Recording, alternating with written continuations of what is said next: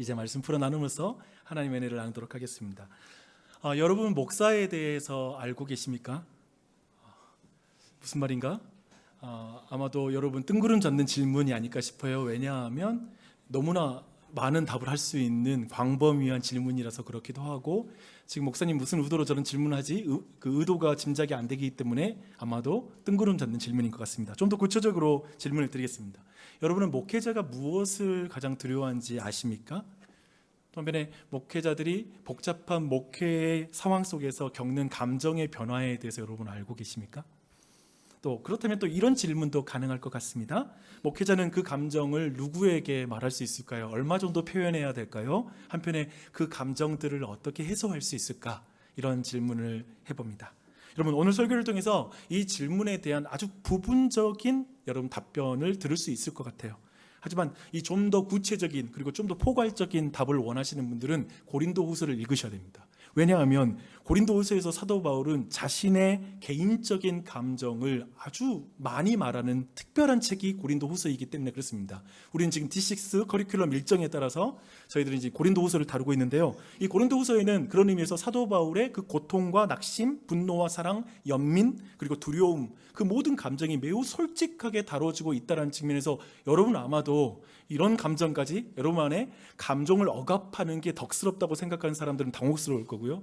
한편에 모든 감정을 마구마구 표현하는 것이 좋다고 생각하는 사람은 사도 바울이 그 감정을 어떤 식으로 표현한지를 보면 또 여기에서 여러분 안에 좀 당혹스러움이 있을 것입니다. 여튼 한번 여러분 고린도서를 꼭 읽어보십시오. 근데 사도 바울의 이런 모든 감정은 고린도 교회와 관련된 문제에서 발생한 감정이라는 걸 여러분이 이해할 필요가 있습니다. 우리는 2주 전에 고린도후서 4장을 통해서 사도 바울이 고린도 교회에서 여러 가지 평가를 받았다라는 것을 여러분 함께 살펴보았습니다.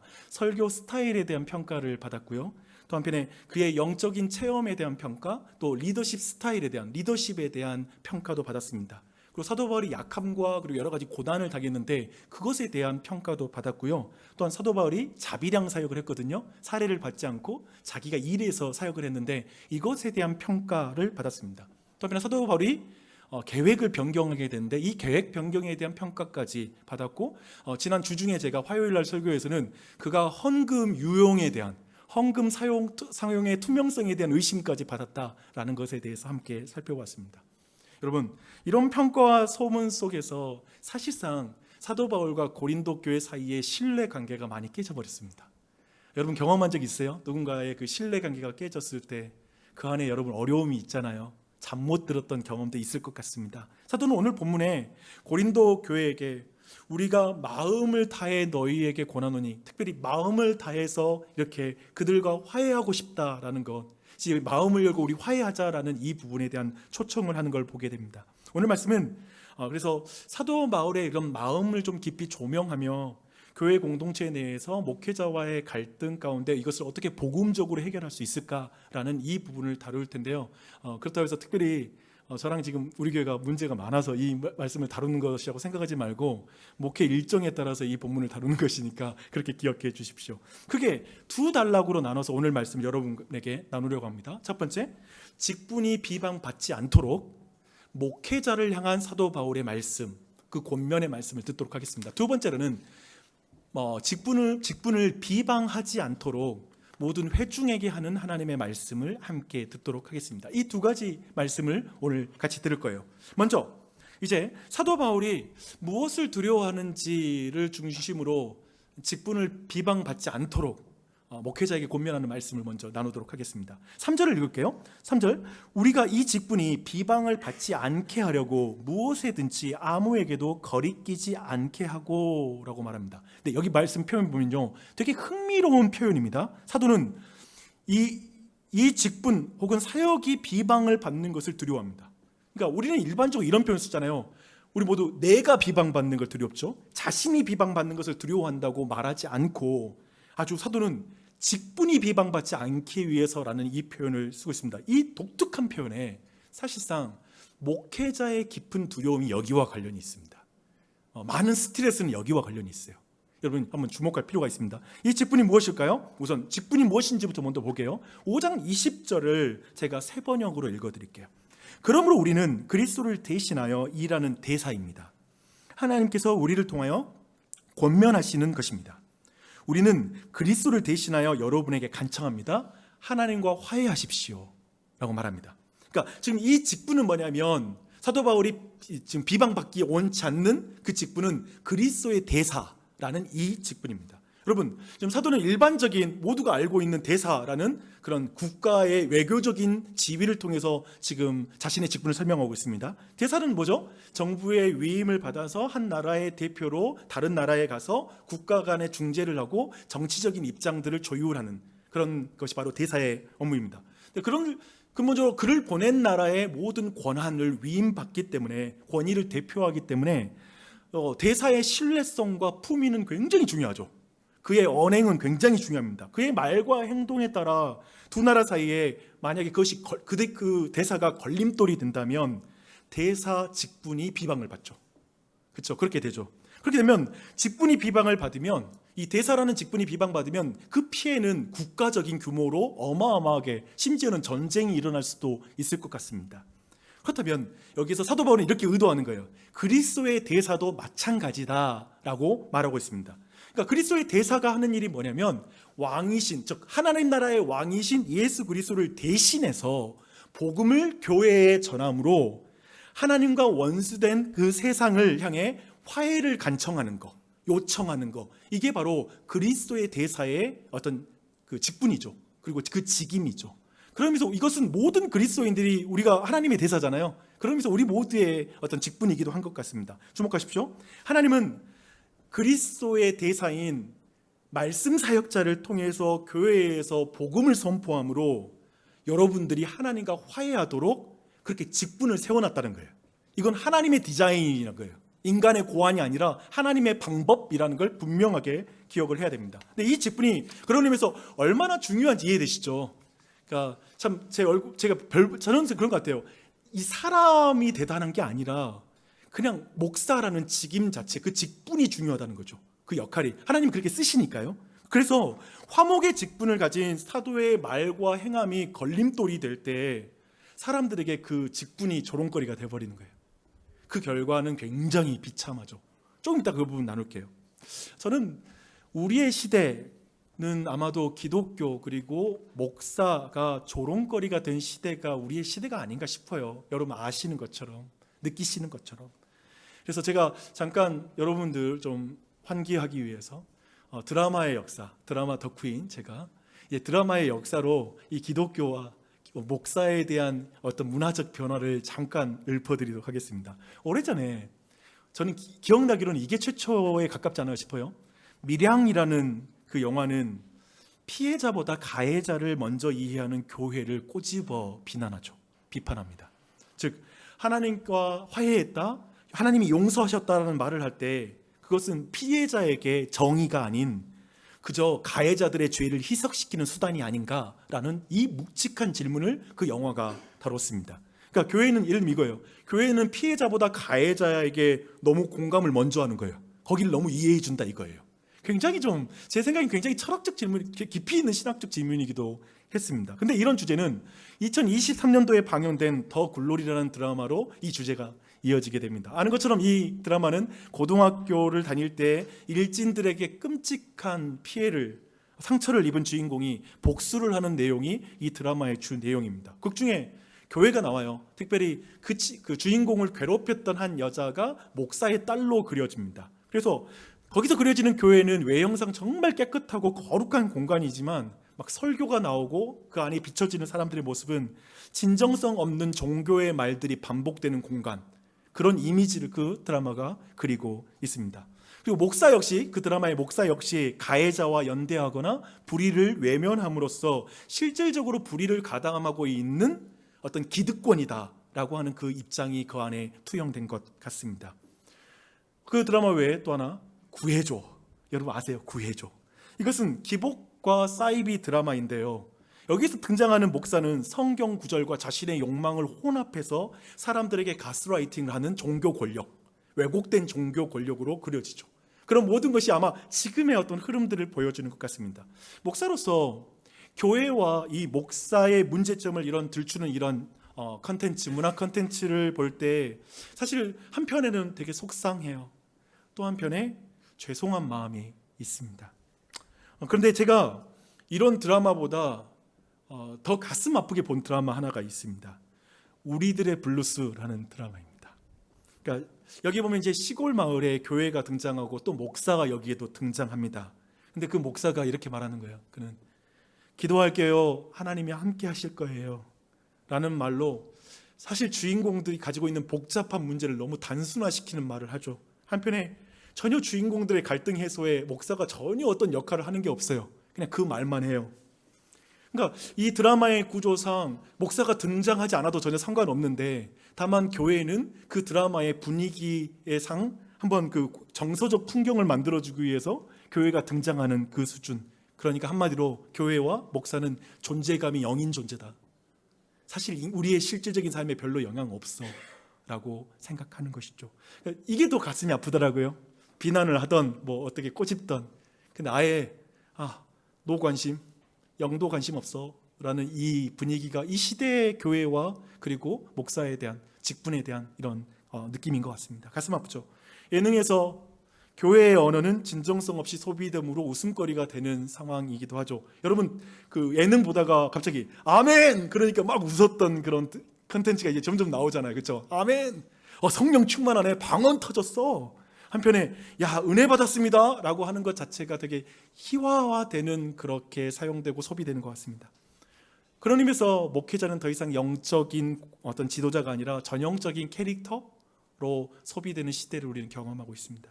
그러니까 제가 보는 거 이거예요. 교회가 비방거리가 되고 직분이 조롱거리가 된 것 같습니다.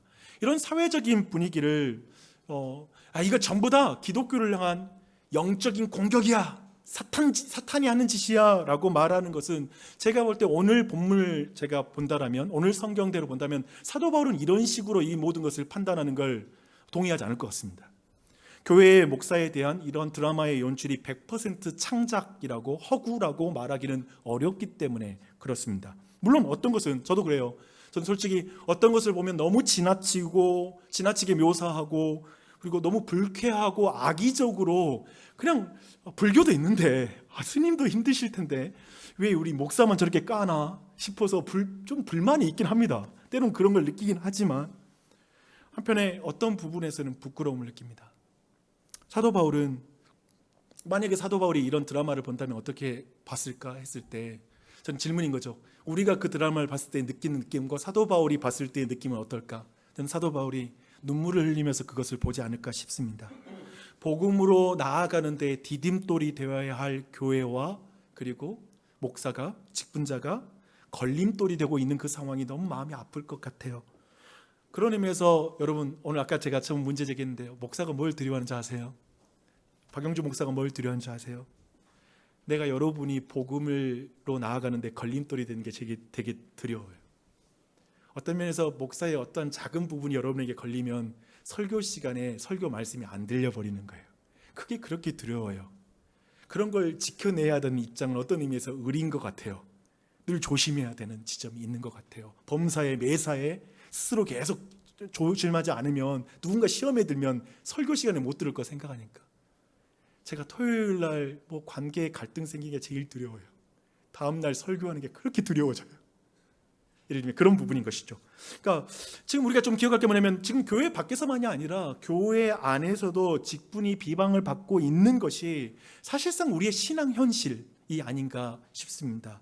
사도는 그런 의미에서 이 부분을 어떻게 해야 되나, 지금 사회적인 이 분위기, 아니면 교회 안에서도 사실상 직분이 조롱받는, 아니면 직분이 비방을 받는 이런 상황에서 어떻게 이것을 해결해 나가나 했을 때, 사도는 1차적으로 목회자의 책임을 먼저 언급하고 있습니다. 그 부분을 먼저 다룹니다. 그리고 이런 현실 속에서 목회자가, 예를 들면 이거잖아요.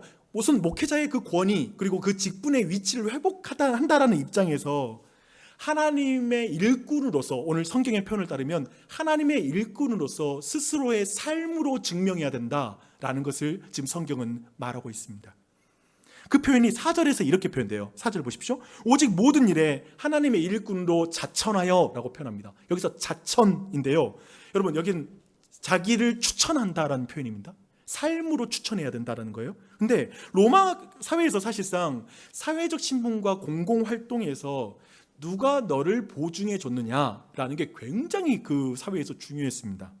그러니까 예를 들어서 만약에 어떤 사람이 새로운 지금 혁신도시로 이사를 왔어요. 이렇게 이사를 왔을 때 로마 사회에서는 그러니까 혁신 티우스라고 말해야 되나, 아무튼 혁신이우스 아무튼 그런 도시라고 생각해봐요. 혁신폴리스라고 하죠.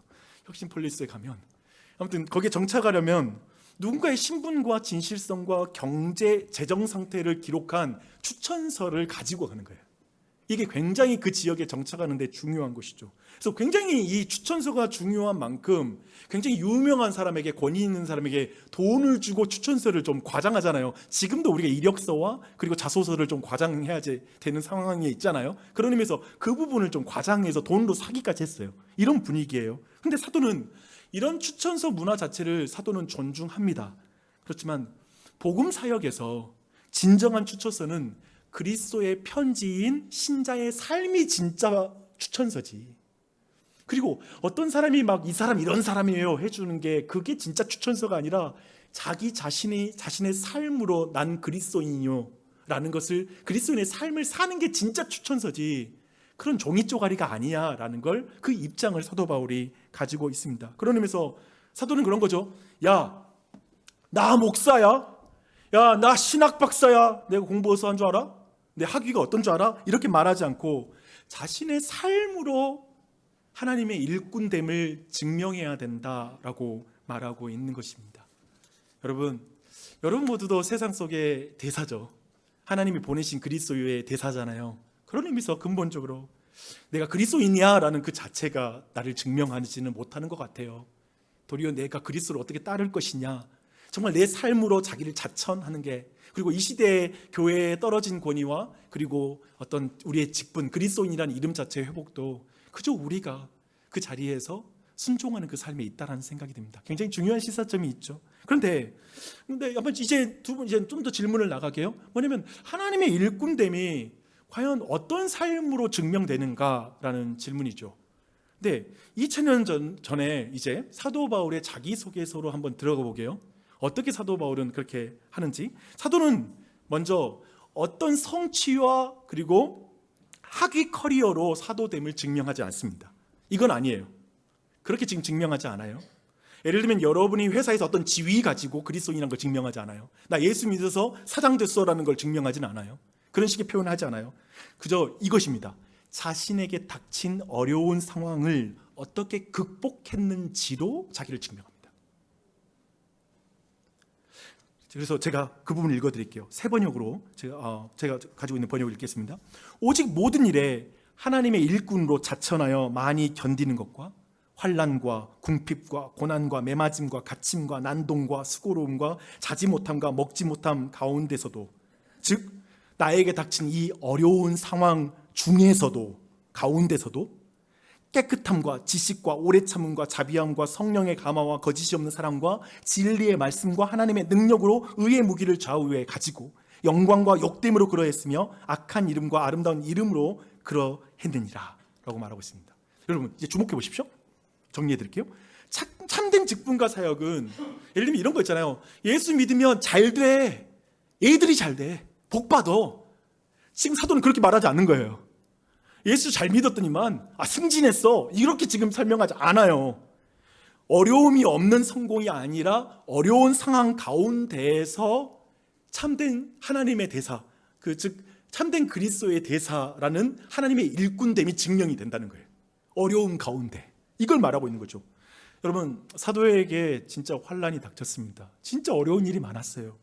보면 육체적, 정신적, 영적, 관계적 어려움, 이것이 지금 사도 안에 이 어려움이 닥쳤습니다.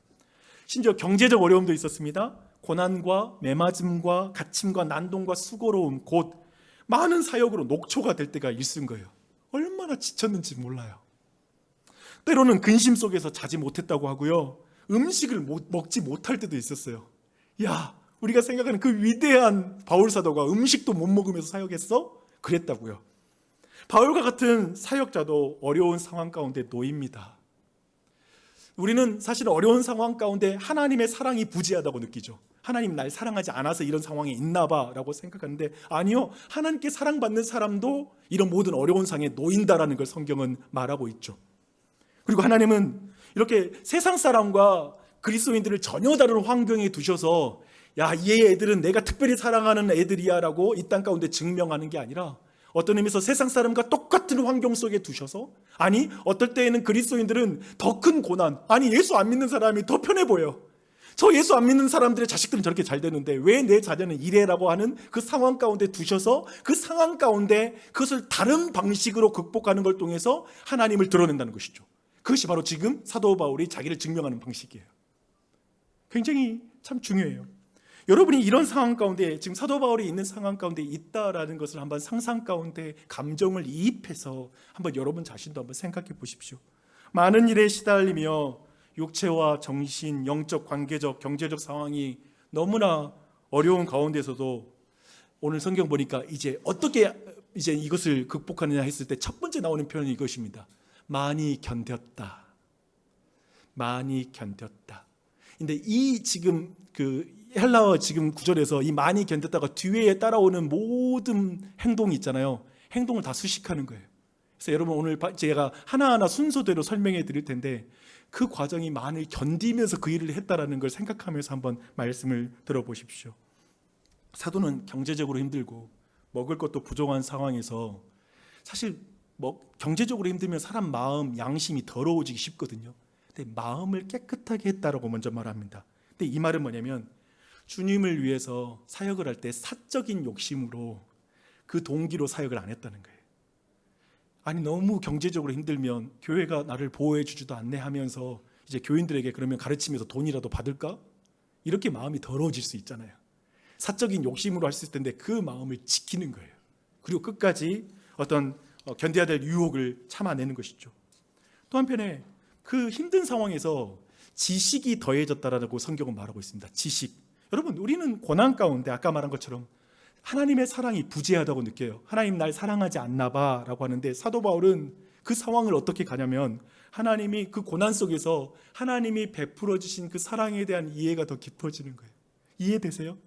고난이 닥쳤는데 그래도 하나님이 날 너무 사랑하신다는 걸 그 고난 속에서 알아가는 거예요. 또 한편에 속이 상하는데 상대가 나를 속상하게 하는 그 방법대로 갚아주고 싶은 게 우리 마음이잖아요. 그렇지 않아요 여러분? 누가 오해하면 나도 같이 한 바가지로 욕을 해주고 싶고 그렇게 갚고 싶은 게 우리 안에 본성인데 보복하지 않고 그 마음을 딱 지켜내는 거예요. 그게 오래 참음이에요. 또한 사람들이 힘들게 하면 어떠세요? 힘든 상황 처하면 우리 모두 이기적으로 되지 않으세요? 제가 진화론적 심리학을 되게 이해되고 좋아하는 게 뭔지 아세요? 그것은 무조건 생존을 위해서 그냥 잡아먹고 하는 거예요. 그것을 존중하는 거예요. 진화론적 세계가 너무 이해돼 우리 본성에. 힘들면 내 이익으로 굽혀지는 게 인간의 본성인데 사도는 아무리 어려운 일이 있더라도 결국 개인의 유익이 아니라 공동체의 유익으로 하나님의 영광을 위해서 그 방향을 바꿔가는 거예요. 그것이 자비함 곧 친절입니다. 계속 친절함을 유지해 나가는 거예요. 아니거든 화 버럭버럭 낼 수 있거든 힘든 상황에. 그렇지 않은 거예요. 환난이 닥치면 어때요? 우리 모두는 근본적으로 육체의 생존 본능이 바로 작동하지 않으세요? 아무튼 어려운 일 닥치면 우리는 그렇게 하는 게 그냥 어떤 작용에 대한 반작용이죠. 악을 하면 악으로 갚게 되는 어떤 내 육체로 바로 돌아가게 되는데 성경을 보니까 성령님을 쫓았다라고 말합니다. 성령을 쫓아. 너무 힘들어도 성령님은 뭘 원하실까? 성령님이 내 안에서 일하시는 걸 그렇게 느끼면서 참아가는 거예요. 또 한편에 이런 것도 있죠. 정말 힘든 상황이 되면 어떠세요? 여러분 사랑이라는 것도 먹고 살 때 할 수 있는 거 아니야? 라는 생각 들지 않으세요? 여러분의 인생 자녀들이 힘들면 누구를 내가 사랑해 싶을 정도로 우리의 사랑은 어떤 의미에서 교회 안에 많은 사람이 서로 사랑합니다 하지만 힘든 상황이 되면 사랑이 위선이라는 가면을 쓰기에 너무 쉽죠. 그렇지만 사도 바울은 끝까지 말합니다. 사랑 안에서 진리, 그러니까 거짓이 없는 사랑을 하는 거예요. 그냥 말만 하고 안 하는 사랑이 아니라 진실한 사랑을 끝까지 유지했다라고 말하고 있습니다. 근데 저는 이 모든 것에 이런 질문이 좀 생겼어요. 뭐냐면 사도 바울은 우리는 그러잖아요. 제가 느끼기에 저도 이렇게 무슨 일이 어려운 일이 닥치면 성령님의 뜻을 쫓는 것까지 때로는 일주일 아니면 3달 아니면 6개월이 걸려. 이해되세요? 뭐 부부싸움 하나만 더도 그 안에서 서로 막 딜하고 막 분노로 치를 떨다가 하루 이틀이 아니지 한 일주일 지나고 한 달 정도 지났을 때 그래 나도 죄인이지 이런 어떤 마음 가운데 상대를 용납했던 경험을 가진 사람이면 이 시간이라는 게 있잖아요. 근데 사도 바울이 어땠을까 했을 때 사도 바울은 바로 어째 성령 충만? 성령님 뜻이 뭐지? 이렇게 했을까라고 생각하면 저는 그렇지 않다고 생각해요. 그래서 저는 오늘 헬라의 말씀, 오늘 성경 말씀의 배경이 처음 시작할 때 많이 견뎠다로 되는 것 같아요. 처음에는 육체적 반응을 했다가 점점 더 그 뜻을 향해 나아가는 과정도 있었을 것 같아요. 우리 모두가 그런 것처럼 사도도 그랬을 것 같습니다. 그런 의미에서 사도 바울은 이 모든 것을, 그러니까 이 고난이라는 어려운 환경 속에서 그걸 극복하는, 즉 복음적인 방식으로 그걸 극복해 나가는 그 과정 속에 중요한 것은 그것을 자기 마음을 잘 지켰기 때문에 그 일을 했다고 생각하는 게 아니라 오늘 말씀처럼 진리의 말씀이 사도 바울을 지켜줬다고 자신은 깨달았을 거예요. 그래서 넣는 거예요. 진리의 말씀으로. 진리의 말씀 아니면 그저 내 육체의 본성으로 할 텐데 진리의 말씀이 딱 지켜주는 거예요. 또 한편에 사도 바울은 자신의 능력으로 나는 이런 사랑의 삶을 살았다, 여러분도 능력 있습니다 라고 말하고 이런 삶을 살라고 말하는 것이 아니라 말씀 보니까요, 그거예요. 이런 상황 속에 하나님의 능력이라는 표현을 써요. 진리의 말씀과 하나님의 능력으로 이러한 삶을 사는 것이죠. 이러한 삶을 사도 바울이 살아갑니다. 주원의 사랑은 여러분, 그런 의미에서 한번 이걸 기억했으면 좋겠어요. 하나님의 일꾼의 탁월함, 여러분 목사의 탁월함은 설교로 증명되지 않습니다. 박 목사에게 속지 마십시오. 물론 이 말은 제가 설교를 잘한다는 전제를 가지고 해야만 통하는 말이겠지만 제 말에 속지 마십시오. 은사로 하나님의 일꾼이 증명 안 되는 것 같아요. 사도 바울이 그렇게 접근 안 하는 것 같아요. 말 잘하는 것으로, 지금 좋은 말을 하는 것으로 지금 하나님 그 그리스도의 대사를 지금 하나님의 일꾼됨을 증명하지 않는 거예요. 그가 처한 고난을 어떻게 풀어가는지를 보면 여러분 그 사람이 하나님 일꾼 된다는 걸 알아요. 그 사람이 어떤 일을 당하고 어떤 어려운 일을 통과할 때 결국에 저 사람이 어떤 걸 선택해 가는지를 볼 때 저분은 하나님의 일꾼 맞아 라는 게 거기서 인정이 된다라는 것이죠. 1675년 영국의 한 감옥 안에 한 남자가 차가운 돌바닥, 여러분 그 당시에 감옥의 그런 위생 상황들 충분히 상상이 되시죠? 거기에서 한 남자가 앉아서 펜을 들었습니다. 그의 이름은 존 버년이라는 그런 목사님이십니다. 그러니까 이분이 왜 감옥에 들어갔냐면 영국이 국교회를 만들잖아요. 캐톨릭에서 성공회를 만들어서 교회의 수장은 왕이다 라고 선언한 순간에 아니 교회의 왕은 그리스도밖에 없어 라고 말하면서 영국 국교회에 속하지 않고 활동했던 설교를 해서 감옥에 잡혀 들어간 거예요. 교회의 왕이 그리스도라고 말했기 때문에 감옥에 들어가서 지금 16년 동안 그 자리에 있는 거예요. 12년 동안 지금 투옥된 상태였습니다. 그러니까 아내와 자녀는 그 기간에 굶주리고 특별히 딸은 시각장애를 얻게 됐어요. 아니 하나님만이 왕이라고 고백하는 목사님 딸들 건강해야 되는 거 아니에요? 좀 하나님 그 아이 시각장애 그 고쳐줘야 되는 거 아니에요? 애초에 예방해줘야 되는 거 아니에요? 이런 생각이 들어요. 세상 기준으로 보면 그럼에도 불구하고 끝까지 자기 신앙 지켜서 감옥에 들어가 있는 건데 어떤 사람은 무책임한 가정이다, 자기 신앙 부인하고 그냥 딸과 아이들 가족들 보살펴야 되는 거 아니야? 라고 비난할 수 있을 것이고 또 한편에 되게 실패한 사역자처럼 보이는, 감옥에 있으니까 뭐야 그 인생. 하지만 감옥 안에서 그는 자신의 삶 전체를 관통하는 그 여정을 글로 써 내려가기 시작합니다. 그 글이 바로 오늘날 전 세계에서 성경 다음으로 많이 읽혔다고 하는 철로역정이라는 그 책을 쓰게 됩니다. 그 책의 주인공 크리스천은 멸망의 도시를 빠져나와서 좁은 길을 걷게 되죠. 그 가운데 많은 유혹과 고난을 당해요. 절망의 수렁, 허영의 시장, 거인의 성. 사실상 그 모든 과정은 존 버년이 하나님을 따르면서 겪었던 그 내면에 겪은 고통들을 다 그걸로 표현하고 있는 것이죠. 그러나 그 여정 속에서 주인공 크리스천은 한 번도 하늘의 도성, 이제 장차 가게 될 그 하나님의 도성을 한 번도 잊지 않는 거예요. 그 길을 포기하지 않는 거예요. 존 버년이 철로역정을 쓴 그 감옥, 그 차가운 돌바닥, 그 칙칙하고 아마도 너무나 고통스러운 그 장소, 그것은 그 자신이 하늘을 위한 진정한 순례자라는 걸 더욱더 드러내죠. 거기에서 12년을 버틴 것이 그가 하나님을 어떻게 의식했고 하나님을 어떤 분이라고 믿고 있었는지 그 신앙을 더욱 분명하게 드러내는 것이죠. 세상은 그를 가뒀지만 하나님은 그 안에서 그가 하나님의 일꾼 된 걸 증명하는 거예요. 그가 하나님 일꾼 된 걸 그렇게 증명한 것이죠. 그래서 하나님은 그 안에서 놀랍게도 역사상 가장 많은 사람에게 성경 다음으로 기독교인들에게 가장 큰 영향을 주는 책을 쓰게 됩니다. 여러분, 목회자는 자신이 닥친 어려움을 어떻게 극복했는지로 자신이 하나님의 일꾼됨을 증명합니다. 이걸 잊지 마십시오. 이것입니다. 그렇다면 여러분도 마찬가지일 것입니다. 그런데 하나님의 일꾼을 드러내는 이유가 뭐죠? 제가 말하고 싶어요.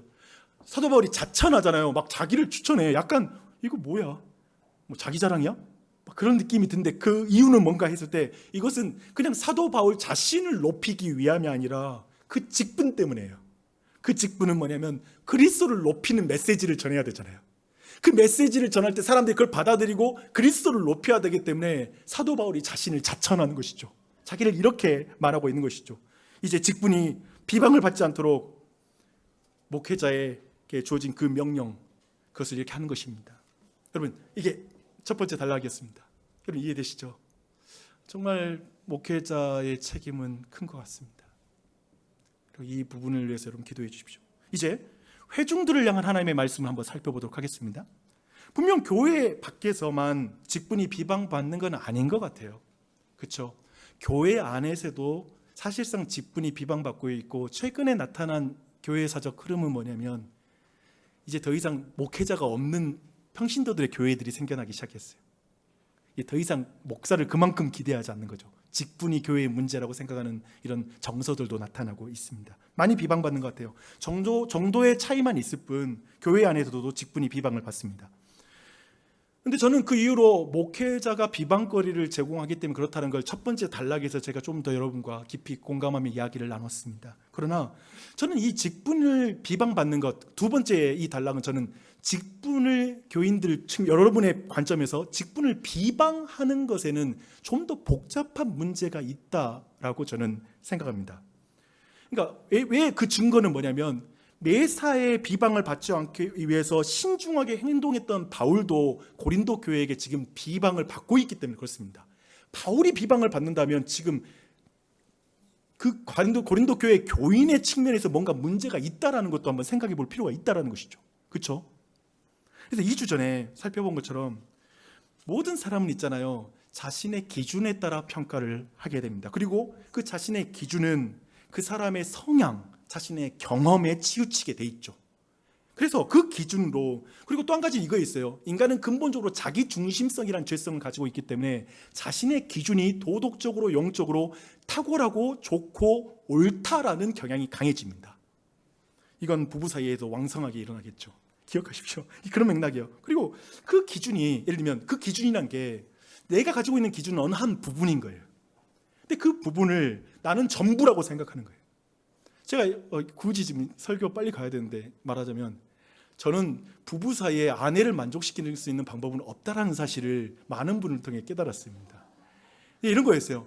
정말 가정에서 일을 열심히 하고 너무나 남편이 와서 청소부터 다 하는 그 아내의 불평은 뭐였냐면 내 감정을 못 만져준다는 거였고, 한편에 아내의 감정을 깊이 만들어주는 남자를 보면 제발 말 좀 그만하고 집안 청소나 해라 라는 이 말이 같이 공존하고 있더라고요. 그러니까 뭐냐면 한 부분을 전부 나 이것만 해줬으면 됐겠어 하기 때문에 나에게 해주고 있는 것에 대한 감사를 갖기가 쉽지 않죠. 정당한 평가는 안 된다면 부분을 전부라고 생각하는 상황에서 각자, 고린도 교회에 있는 각자가 부분을 전부라고 생각하는 사람을 볼 때 사도 바울은 부분으로 여기고 있거든요. 근데 그 부분으로 여기는 사도 바울이 뭔가 강조가 약하다고 생각해서 비판하는 거예요. 이런 맥락이 있다면 제가 현실에서 우리는 이런 말을 듣게 되죠. 저분은 다른 것은 다 좋은데 말이야, 이 부분이 좀 아쉬워. 그렇게 10사람의 평가를 다 모으면 그 한 사람은 총체적으로 문제가 있는 사람이 되는 거죠. 심각한 거예요. 근데 지금 바울이 이 상황인 거예요. 아까 봤던 것처럼 고린도 교회 안에 지금 바울에 대한 비판이 굉장히 많거든요. 근데 이 말은 저는 이렇게 생각해요. 고린도 교인들이 동시에 이 모든 걸 비판했다고 생각하지 않고 고린도 교회 일부가 그 부분에 대해서 지금 비판을 하나씩 하는 것이 모아진 성경이라고 저는 보는 거예요. 그런 맥락이 이 안에 있다라는 것이죠. 이런 비방의 종류가 굉장히 많아서 지금 어느 지점까지 간 거냐면 고린도 교회가 사도 바울이 진짜 사도 맞아라는 말까지 나온 거예요. 지금 우리의 기준으로 생각하면 사도 바울을 어떻게, 아니 유럽의 역사와 기독교 역사에 그렇게 위대한 족적을 남긴 사람을 어떻게 그렇게 평가할 수 있지라는 싶은 생각이 들지만, 현실로 제가 볼 때 사도 바울이 오늘 여기 와서 설교해도 오늘 마을 나눔에서 비판받습니다. 그런 의미에서 8절에 여러분이 보게 되면 사도는 극단적으로 양분된 평가를 받고 있는 자기의 목회 현실을 정확하게 말하고 있어요. 제가 메시지 버전으로 제가 그 내용을 한번 여러분에게 알려줄게요. 나는 때로는 사람들로부터 찬사를 듣기도 하고 때로는 비난을 받기도 합니다. 명예로운 존중도 받지만 불명예스러운 중상모략도 들었습니다. 재밌죠? 지금 같은 사역과 같은 사역자를 두고 교회 안에 너무나 상반된 엇갈린 반응이 지금 쏟아지고 있다는 거예요. 여러분이 속한 이제까지 교회에서 다 이걸 경험했을 거예요. 우리 교회에서도 경험할 수 있고요.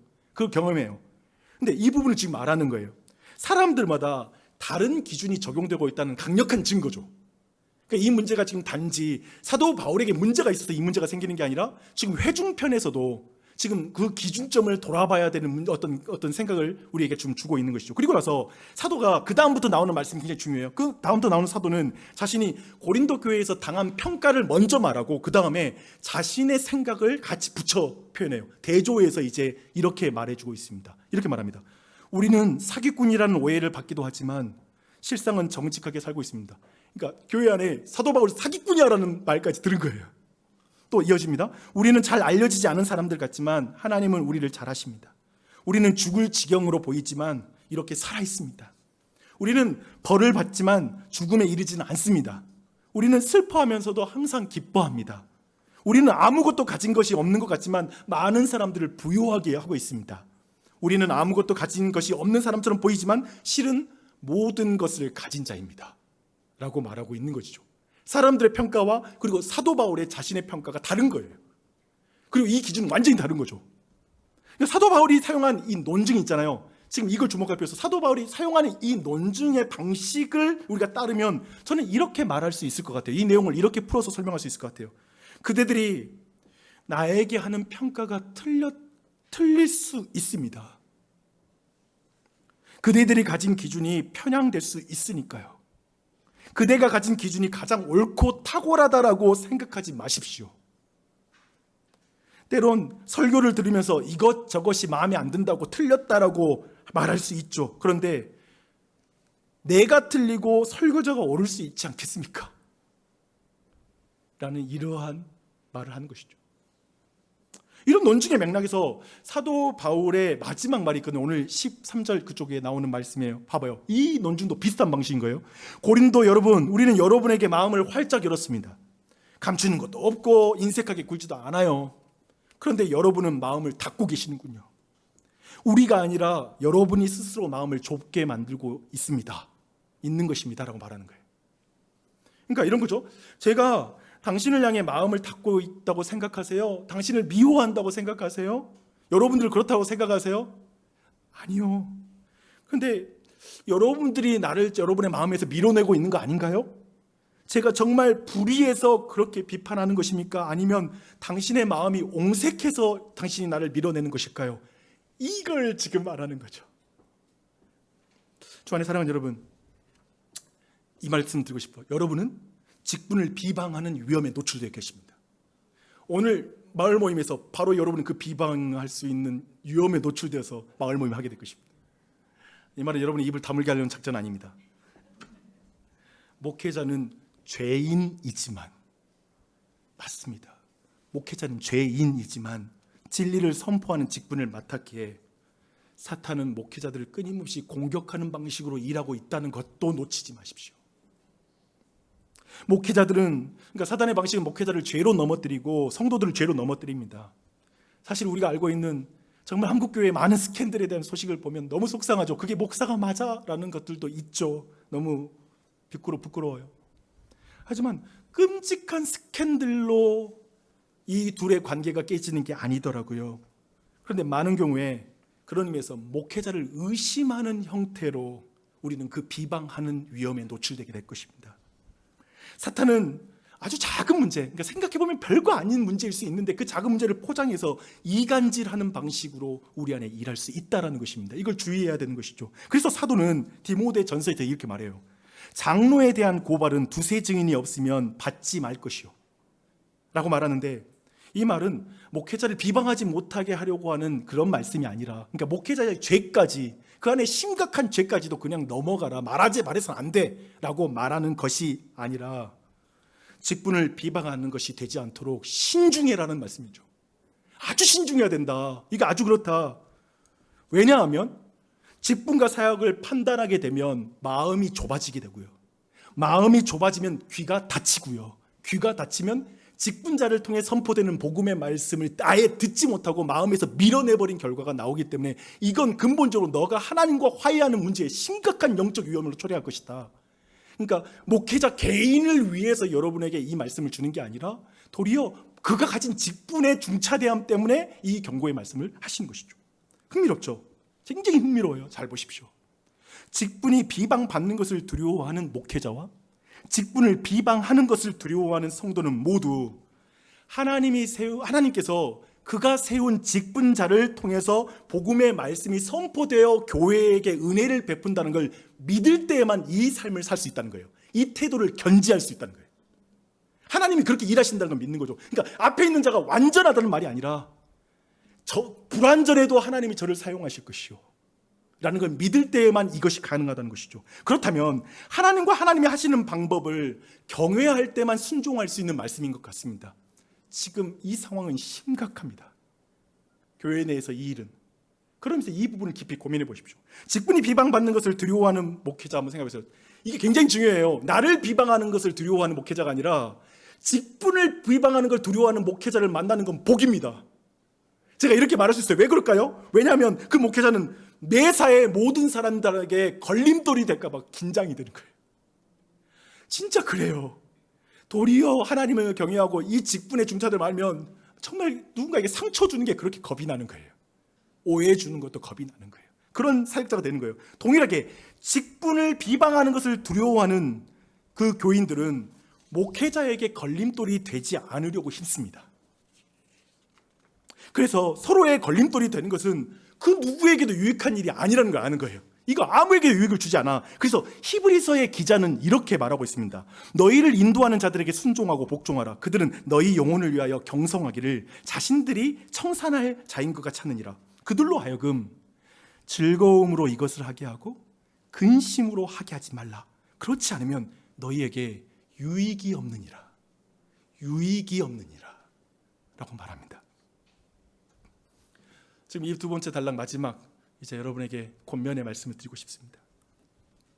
나주혁신 장로교회 사역자들이 기쁘게 사역할 수 있도록 도와주십시오. 그들이 이 일을 즐거움으로 하게 하는 게 유익하지 않을까요? 마음을 열고 사랑해 주십시오. 이 말은 우리에게 연약함과 부족함이 없다는 말이 아닙니다. 인정합니다. 전 부족하고 연약합니다. 근데 사랑해 달라는 말인 것입니다.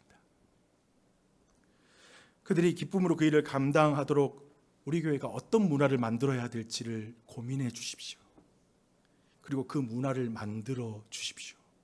너무 중요한 주제인 것 같아요. 왜냐하면 지금 심각하게 많은 게 파괴되어 있는 현실을 경험하고 있기 때문에 그렇습니다.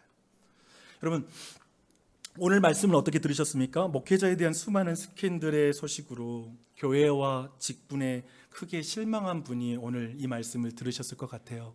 이전 교회에서 너무 상처를 많이 받으신 분들이 오신 분도 계실 거예요.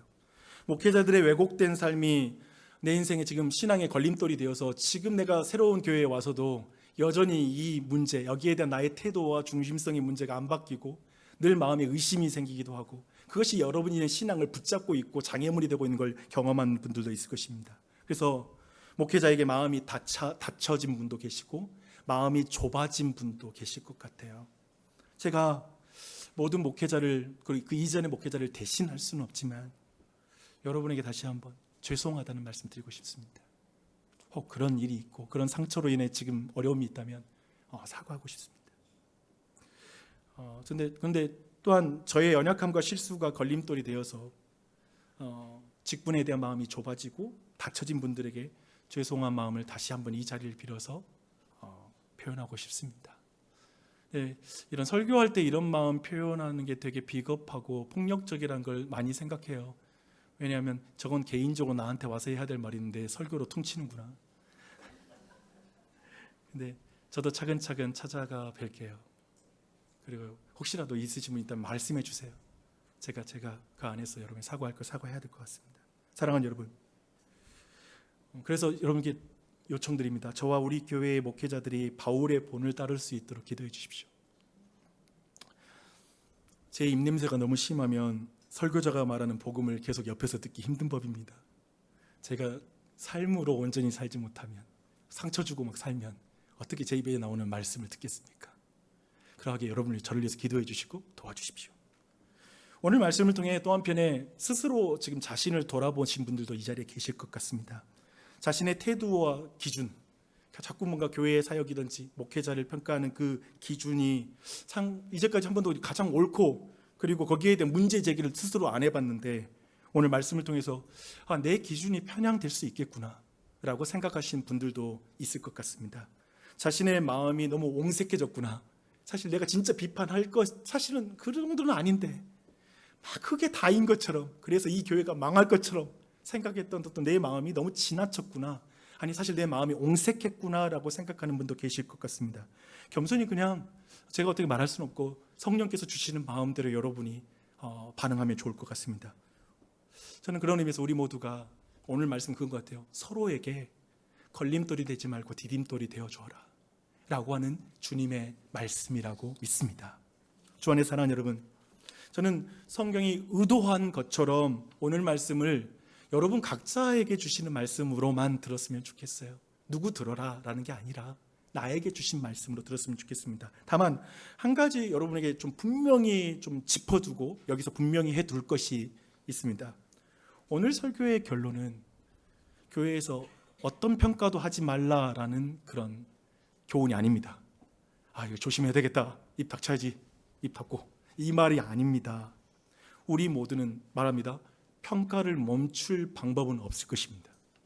여러분이 누군가를 평가하는 걸 멈추는 때는 없을 것입니다. 뇌를 빼기 전에는, 뇌를 드러내기 전에는 평가는 계속할 것입니다. 우리가 잘하면, 또 한편에 우리 교회가 잘하면, 우리 공동체 아주 건강하면 평가가 없을 거라고요? 안 좋은 평가가 없을 거라고요? 오늘 말씀 헛들은 것입니다.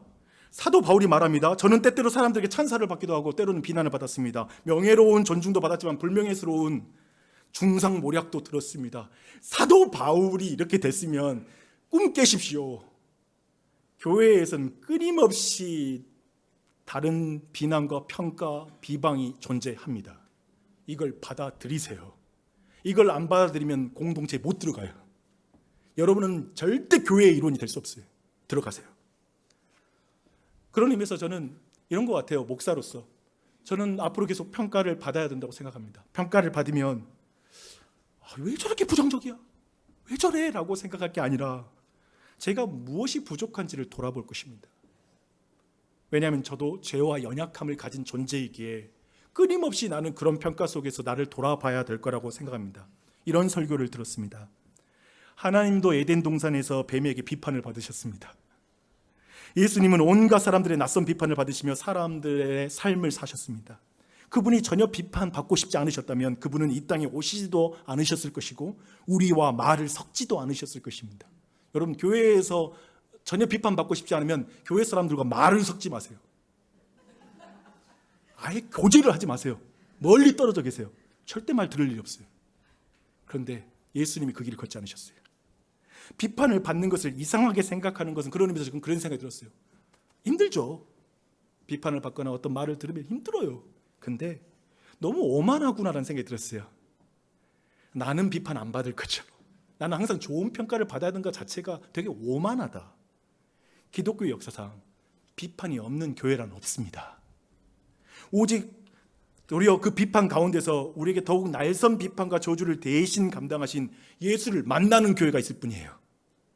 예수님이 대신, 사실상 우리가 감당할 수 없는 비판을 그분이 다 당하셨잖아요.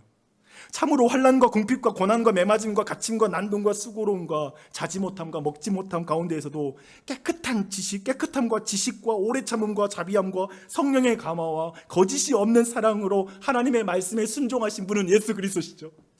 그분은 완전하게 순종하셨어요.